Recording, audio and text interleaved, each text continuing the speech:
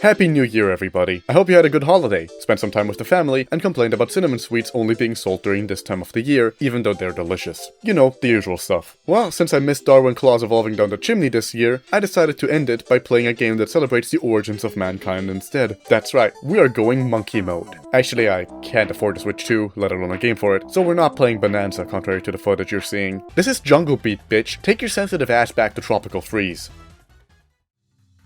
Now, before I get to the game itself, there's a big elephant that needs to be addressed: the bongos. Jungle Beat was released in two versions, first of which was the GameCube version, and this is the only non-Donkey Konga series game to use the DK bongos, which I unfortunately still own. This is also a completely different game than the Wii's new Play Control version. Controls aside, so much has been revamped about the game in its entirety that the difference might as well be on the same level as Max Payne's PC version compared to the GBA one. And guess what? The GameCube one, aka the one that most people, including myself until recently, played, fucking sucks. It's a genuinely bad game, and trust me, you'll see why. The Wii version, meanwhile, unironically my second favorite Donkey Kong game. Not only that, but it's actually ridiculous how much there is to the game even behind the scenes. For now though, let's start with the things that are the same across both versions.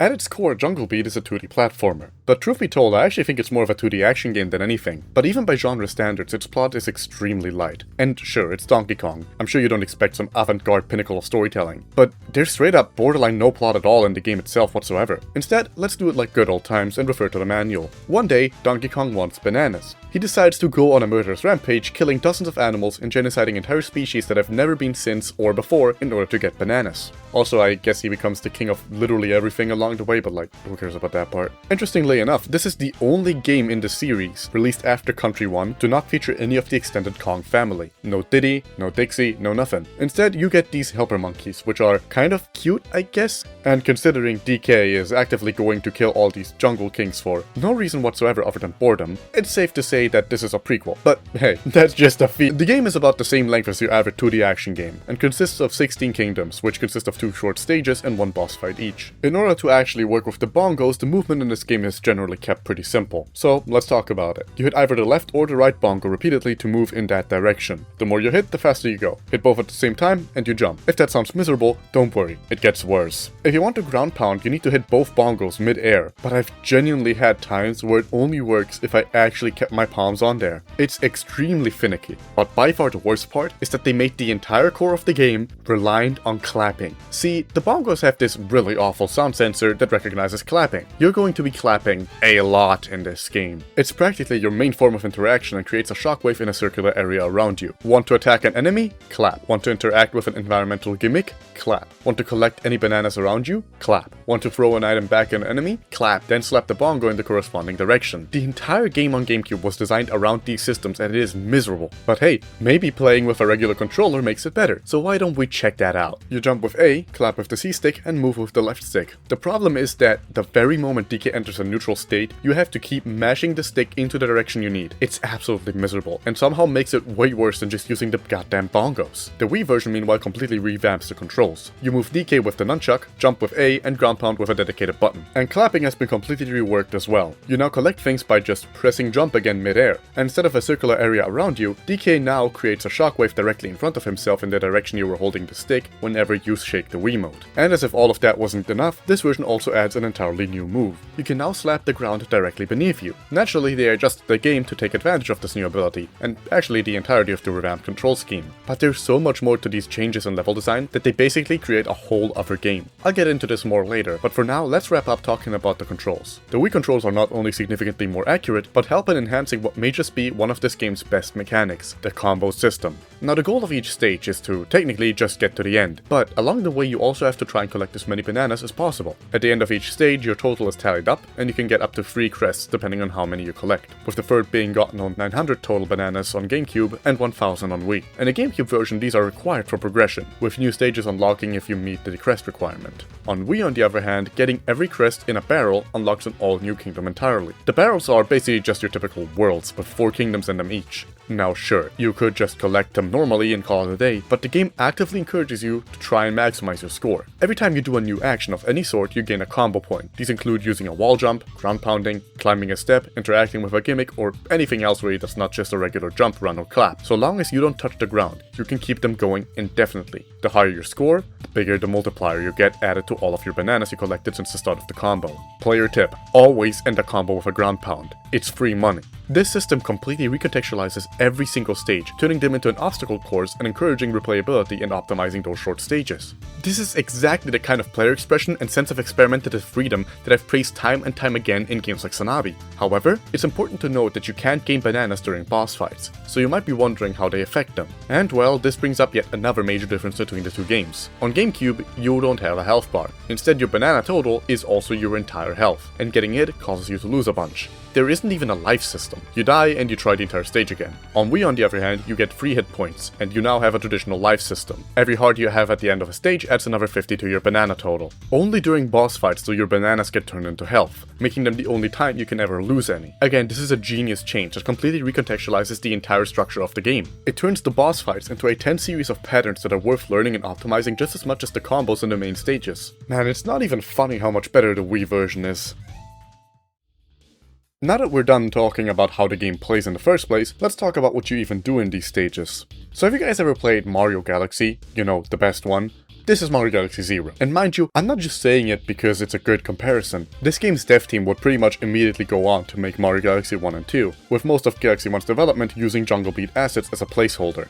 And yet, even in the final release, you can feel so much of this game's ideas and even visuals bleeding over. Every single kingdom relies on some sort of unique gimmick, and while some may be repeated, it's never more than twice. Some may be duds, but more often than not, they really work, and none of them ever overstay their welcome because of how quick and to the point these stages are. And god, there were so many times where I just sat and thought, so that's where Galaxy took that from. The flowers in Gusty Garden Galaxy, the water floating in a magical space void, or the animations for DK sliding on ice to name a few. The only thing that's missing is the gravity gimmick, and the two might as well be indistinguishable. Paired with the combo system, this game is a genuine blast to play through, and all of this is enhanced by the phenomenal animation work done on DK himself. 80% of every single enemy type in the game has a wholly unique attack animation from DK attached to it. Round pigs slammed into the ground like a volleyball. Tiny ninja monkeys erased from existence with a slam to the head. Giant pufferfish, whatever the fuck this is. Every single one is extremely expressive and full of personality. DK is a violent creature that thrives in times of war and bathes in the agony of his enemies. Just look at that shit-eating grin. He's enjoying this. He knows what he's doing. He revels in it. And in the GameCube version, they draw even more attention to it with this stupid fucking live Donkey Kong reaction in the bottom left corner that covers half the fucking screen.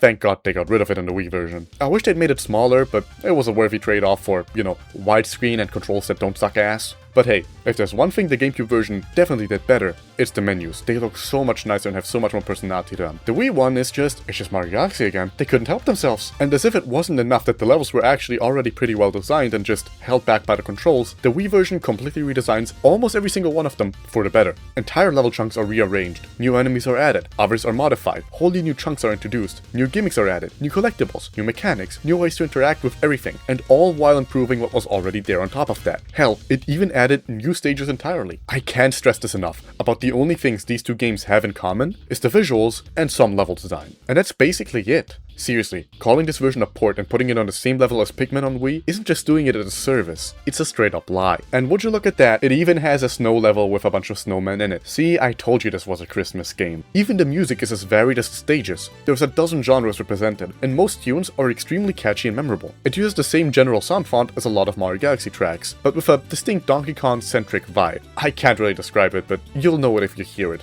I've been using it for the entire video. It also dynamically adapts to how high your current combo chain is going, becoming louder and more energetic the better you do. Unfortunately, I really can't give these same praises to the bosses. Which isn't to say that they don't have unique gimmicks that make them stand out from one another. Boss Kong plays like a Punch-Out style affair where you dodge and encounter during an opening. Boss Rock has you flinging at its egg and smashing that thing open like Humpty Dumpty. Boss Hog has you throwing its own projectiles back at him. And Boss Tusk has you clogging up his nostrils before filling his heart with lead. They all rely on a completely different part of DK's core moveset and keep using them fresh. The issue stems from the fact that these four I described are the only bosses in the game, final boss not counting. Each barrel you just fight the same 4 fucking bosses again and again, but in different colors. And yet, here in the Wii version, they still did their best to try and fix this. See, since you have to unlock the 4th kingdom in each barrel, in that version they changed the order of some of the bosses around, so you don't have to face the same 3 bosses in the mandatory kingdoms every time. It doesn't fix a problem, not by a long shot, but it goes a long way in making it less repetitive. And this isn't even counting the fact that they're way more manageable in the Wii version in the first place, by default, by virtue of the controls just being not dog shit. Tusk, for example, is actually pretty fun to fight on Wii since you can aim in the exact direction you want to throw the bombs in. On GameCube, DK can only really throw in a clear arc directly in front of him, either to the left or the right, since you can't aim where the bomb goes. So when you're given a layout like this, it turns the fight into a fucking nightmare. I actually don't even mind the Kong fights, since they keep their movesets pretty varied across every version, and the Hawk fights are kept pretty varied through their arenas. But after the second time, Rock and, yes, even Tusk can go fuck themselves. They're insanely boring fights that go on for way longer than they need to, unless you're on GameCube, where you can mash the bongos fast enough to where you can probably 2-cycle every boss. Except for Tusk, since you can't attack him directly anyway.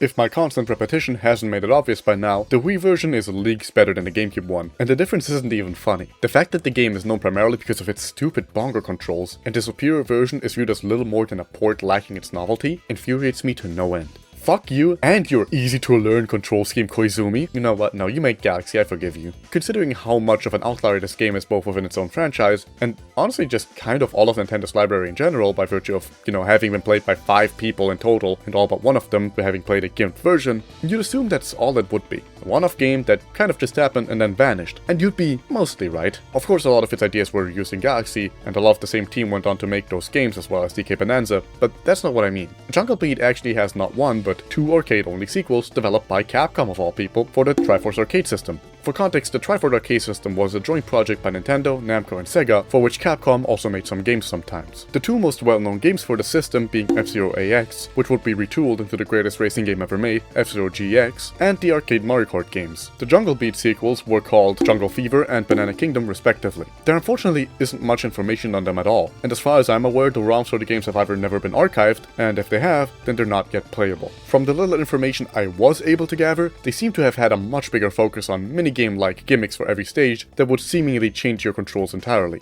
But without actually being able to play them myself, this remains nothing but speculation on my behalf.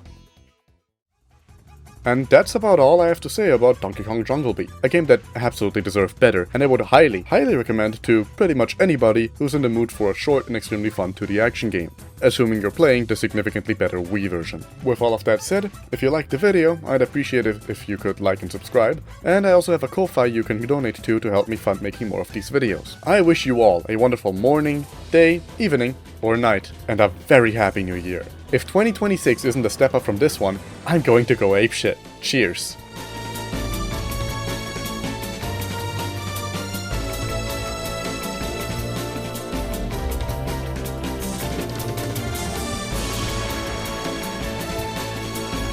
Oh, and before I forget it, happy trails, motherfucker.